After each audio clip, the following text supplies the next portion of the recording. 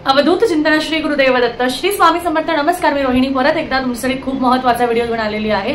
तर आजच्या व्हिडिओमध्ये आपण एक खूप महत्त्वाची माहिती बघणार आहोत, पण त्याआधी कसे आहात तुम्ही हे सांगण्यासाठी कमेंट बॉक्समध्ये श्री स्वामी समर्थ लिहिल्याशिवाय अजिबात जाऊ नका।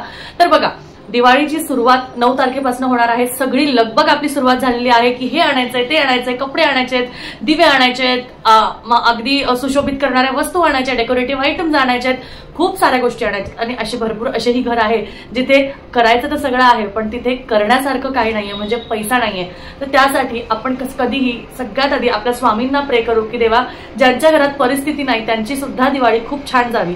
त्यासाठी आपल्याला काय करायचं आहे, सगळ्यात महत्त्वाचं मी तुम्हाला एक छोटासा सल्ला देणार आहे। माझा सल्ला तुम्हाला आवडला तर नक्कीच तो तुमच्या गोष्टींमध्ये अंमल आणा, पण नाही जर का आवडला तर काही हरकत नाही। तुम्हाला का नाही आवडला हे मला सांगा। सगळ्यात पहिली गोष्ट, आपण दिवाळीत दिवे आणणार आहे, डेकोरेटिव्ह आयटम्स म्हणजे फुलं आणणार आहे, माळा आणणार आहे, हार आणणार आहे, त्याचबरोबर सजावटीच्या गोष्टी वगैरे आणणार आहे। तर मला असं म्हणायचं आहे की तुमच्या गावात किंवा तुम्ही जिथे कुठे राहता तिथे जे रस्त्यावर बसून दिवे, रांगोळी आणि ह्या बाकीच्या पूजेचं सामान हे सगळं जे मिळतं ना, हे तुम्ही शक्यतो रस्त्यावर बसलेल्या लोकांपासून घ्या। रस्त्यावर जी लोक बसलेली असतात, ज्या मावशी, जे काका, जे लहान मुलं सामान घेऊन बसलेले असतात, दिवा, पणती, जे काही गोष्टी असतात, रांगोळी, छाप, ज्या काही गोष्टी ज्या आहेत, हे तुम्ही तुमच्या बाजारात जाऊन खाली जी लोक बसलेली आहेत त्यांच्याकडनं ती गोष्ट घ्या। कारण त्या गरिबांच्या घरी सुद्धा दिवाळी त्या वस्तू विकल्या गेल्यामुळेच होणार आहे। त्याऐवजी जर का तुम्ही तुमच्या गोष्टी रिलायन्स मार्ट, डी मार्ट किंवा कोणतंही मार्ट किंवा कोणत्याही शॉपिंग कॉम्प्लेक्स मधनं, स्पेसिफिकली डी मार्ट, कारण मी कालच ऍक्च्युली खूप 1-2 व्हिडिओ बघितले म्हणून मला ही गोष्ट या व्हिडिओमध्ये ऍड करायची होती। शक्यतो व्हिडिओचा टॉपिक त्याशी रिलेटेड नाहीये, पण मला तुम्हाला सांगायचं होतं की शक्यतो जसे डी मार्ट मध्ये मी ना असे खूप डेकोरेटिव्ह दिवे बघितले, कलरफुल दिवे, कलरफुल कॅन्डल्स, हे त्या गोष्टी खूप तेव्हा गोष्टी मी बघितल्या। पण मला असं वाटतं की तुम्ही तुमच्या दिवाळीची शॉपिंग डीमार्ट मधनं करण्यापेक्षा लोकल जे विकणारे आहे, लोकल जे वेंडर्स आहेत त्यांच्याकडनं घ्या, कारण त्यांच्या घरात दिवाळी होणं खूप गरजेचं आहे। किंवा शिवाय ते डीमार्ट आणि त्या लोकांचं ऑलरेडी करोडपती आहेत ते लोक, तर त्यांच्या घरातली दिवाळी ऑलरेडी खूप छान पद्धतीने साजरी होणारच आहे। पण आपल्या 10 रुपयाच्या दिव्यानी, आपल्या 20 रुपयाच्या रांगोळीनी जर का त्या गरीबाच्या घरी दिवा लागला तर त्याचं समाधान आपल्याला मिळणार आहे। तसं मला सांगायचं होतं। चला आजच्या व्हिडिओला सुरुवात करूया। आपण दिवाळीत कोणत्या गोष्टी आणायच्या त्या सुद्धा आपण आज बघणार आहोत। तर बघा, सगळ्यात महत्त्वाची गोष्ट लक्ष्मीपूजन आहे, त्यामुळे सगळ्यात पहिली गोष्ट जी आहे ती मी सांगणार तुम्हाला की तुम्हाला जर का ह्या वर्षी जर तुम्हाला माता लक्ष्मीची मूर्ती तुमच्या घरी नसेल तर तुम्ही ती चांदीची आणू शकता, पितळाची आणू शकता। चांदी आणि पितळाचीच आणावी, बाकी कुठल्याही धातू नाही। चांदी आणि पितळाची। शक्यतो तुमचं बजेट असेल, तुम्ही पैसे साठवले असतील तर चांदीची, नसेल बजेट तर कमीत कमी पितळाची मूर्ती, व्यवस्थित आखीव रेखीव, डोळे कान नाक व्यवस्थित असावे आणि त्याचबरोबर कमळावर बसलेली असावी। कशावरही नाही, पाटावर चौरंगावर नाही, तर कमळावर बसलेली इथे माझ्याकडे आहे। तर कमळावर मांडी घालून बसलेली अशी तुम्हाला देवीची मूर्ती, महालक्ष्मीची मूर्ती आणायची। त्यानंतर दुसरी गोष्ट, तुम्हाला श्रीयंत्र आणायचं आहे। श्रीयंत्र तुमच्या घरात जर का नसेल तर ते श्रीयंत्र तुम्हाला आणायचं आहे। मी ह्या पद्धतीने असं त्या एका डिश मध्ये ठेवते, त्यामध्ये मध्यभागी श्रीयंत्र आहे। रोजच्या रोज माझं त्यावर कुंकुमार्चन असतं आणि 5 वेळा 16 वेळा करते मी, पण ते कुंकुमार्चन असतं। आणि त्यानंतर त्या श्रीयंत्राबरोबर तुम्हाला कमळगट्ट्याची माळ सुद्धा आणायची आहे। 51 मणीची कमळगट्ट्याची माळ असते किंवा 108, माझ्याकडे जी आहे ती 108 मण्यांची आहे। तर तुम्ही 108 मण्यांची घ्या किंवा 51 मण्यांची घ्या। तर श्रीयंत्र आणि कमळगट्ट्याची माळ तुम्हाला एकत्र आणायची आहे। श्रीयंत्र आणि कमळगट्ट्याच्या माळीनंतर महत्वाचं आहे तुमच्या घरात कासव असणं। कासव आता तुम्ही बघाल माझ्याकडे असं डिश मध्ये वगैरे कासव नाहीये। मी तुम्हाला मागच्या एका व्हिडिओमध्ये दाखवलं होतं की माझ्याकडे क्रिस्टलचं कासव आहे जे मी हॉलमध्ये ठेवते, पण देवारात ठेवण्यासाठी माझ्याकडे कासव नाहीये। तर मी शक्यतो या वर्षी तो आणायचा विचार करतेय। त्याच्या जागेवर मी ह्या वर्षी तो आणणार आहे। मी आता ते हलवायचा प्रयत्न केला कारण माझी पूजा वगैरे जी आहे ते तुम्हाला दाखवण्यासाठी। तर माझ्याकडे हे जे शाळीग्राम ठेवण्याचं जे स्टँड आहे ते कासवाच्या आकाराचं आहे, तुम्ही बघू शकता ते कासवाच्या आकाराचं आहे। पण हे पूर्णपणे कासव नाहीये कारण ह्याच्यामध्ये होल आहे, यामध्ये कुठलं यंत्र नाहीये, काही नाही। आणि क्रिस्टलचं जे आहे ते हॉलमध्ये ठेवलेला आहे. तर देवाऱ्यात ठेवण्यासाठी मला इथे देवाऱ्यात ठेवण्यासाठी मी आता हे इथेच ठेवते.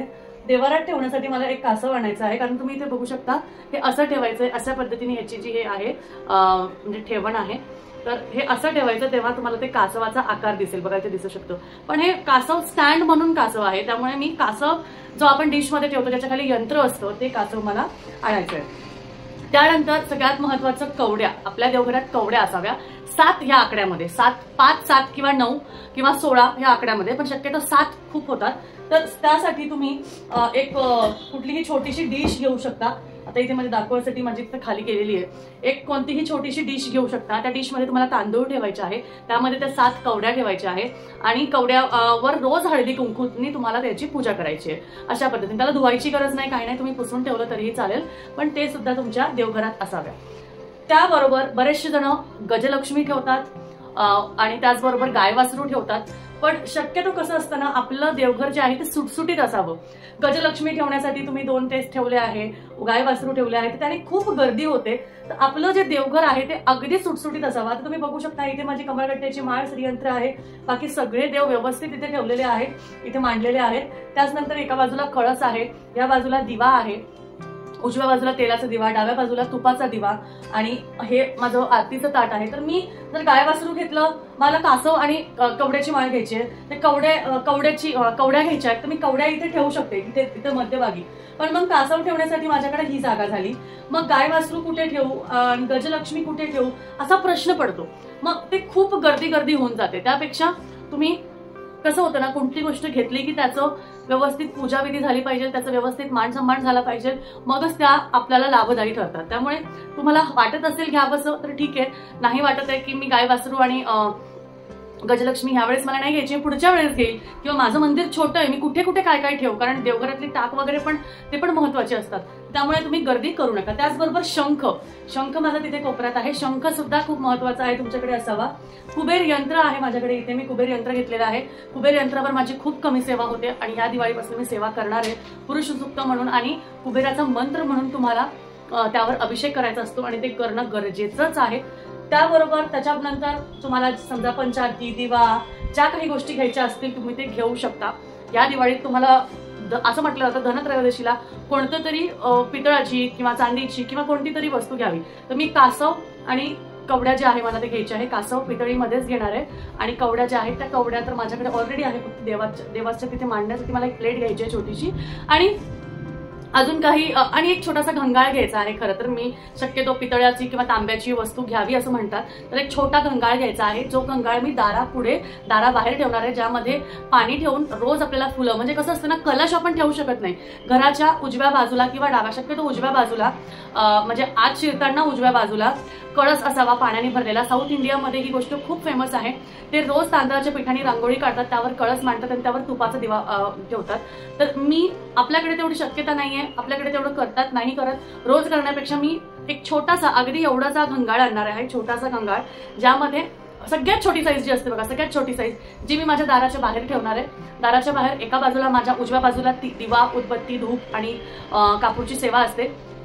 एका बाजूला दिवा असतो आणि दुसऱ्या बाजूला जिथे प्लेन जागा आहे, थोडीशी जागा आहे झाडाच्या शेजारी, तिथे रोजच्या रोज घंगाळ ठेवणार आहे. कारण असं म्हटलं जातं की जेवढं तुमचं दार, जेवढं तुमचं मुख्य दार सुशोभित असेल तेवढं ते चांगलं. पण त्या घंगाळातलं पाणी रोजच्या रोज बदलायचं, पाणी बदलून त्यावर फुलांची रांगोळी मी काढणार आहे. कारण ते खूप छान आणि खूप सुंदर असं म्हटलं जातं आणि त्याचबरोबर ते खूप शुभही म्हटलं जातं. त्यामुळे ती एक गोष्ट मी आणणार आहे. अशा खूप छोट्या छोट्या गोष्टी बघा. आणि अतिच्या गोष्टी बघा, दाराला तोरण आणायची गरज आहे. दाराला तोरण तुमचं कवड्याचं असलं तर अतिउत्तम, ते लावा. त्याचबरोबर तुमच्याकडे जपमाळ नसेल, जपमाळ आणा. म्हणजे जी गरज आहे बरं का, तीच गोष्ट आणा. उगाच कोणीतरी सांगितलंय म्हणून घेऊन यायचंय असं करू नका. कारण काय होतं, त्याची सेवा होत नाही आणि मग त्याचे आपल्याला दोष लागतात. म्हणून शक्यतो खूप समोरच्याचं बघून किंवा कोणाचं तरी बघून आपल्या देवघरात गर्दी करणं खूप चुकीचं आहे. कारण जे ऑलरेडी आहे त्याचीच सेवा होत नाही, तर अजून भरभरून आणून ठेवलं आणि सेवाच होणार नाही, तर मग त्याचा काही एक उपयोग नाहीये. त्यामुळे ज्या गोष्टीची गरज आहे, ज्या गोष्टींची तुम्हाला मनोपासून इच्छा आहे, ती गोष्ट आणा. एका वर्षात एकच गोष्ट आणायला लागलं सर, पण त्याची भरभरून त्या वर्षी आणली की त्याची सेवा करा, असं फक्त मला म्हणायचं आहे. तुम्ही लक्ष्मीची पावलं आणू शकता. चांदीची पावलं जशी मी माझ्या दारात लावलेली आहे तशी लक्ष्मीची पावलं आणू शकता. जे तुम्हाला इच्छा आहे त्या गोष्टी तुम्ही करू शकता. किंवा यावर्षी तुमच्या घराला लाकडाचा उंबरठा नाहीये तर तुम्ही यावर्षी तो काढून लाकडाचा उंबरठा बसवा. दुसरं काही नाही घेतलं तरी चालेल, कारण त्याला पण भरपूर खर्च येतो. मंदिर तुम्हाला घ्यायचंय, देवघर घ्यायचंय, देवघर तुम्ही घेऊ शकता, पण घेताना काळजी घ्या. माझ्या चॅनलवर ऑलरेडी व्हिडिओ आहे देवघर कसं असावं. वरतून फ्लॅट असावा, कळस नसावं, वरती कळस किंवा टोक नसावं, पूर्णपणे फ्लॅट असावा. अशा पद्धतीने तुम्हाला देवघर घ्यायचं आहे. तर त्याचा व्हिडिओ ऑलरेडी आहे, तुम्ही जाऊन चॅनलवर चेक करू शकता. तर होता आजचा एवढाच व्हिडिओ हा.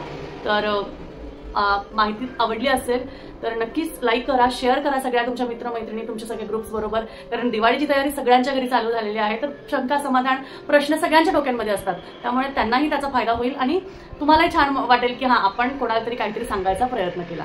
चला भेटूया परत. श्री स्वामी समर्थ.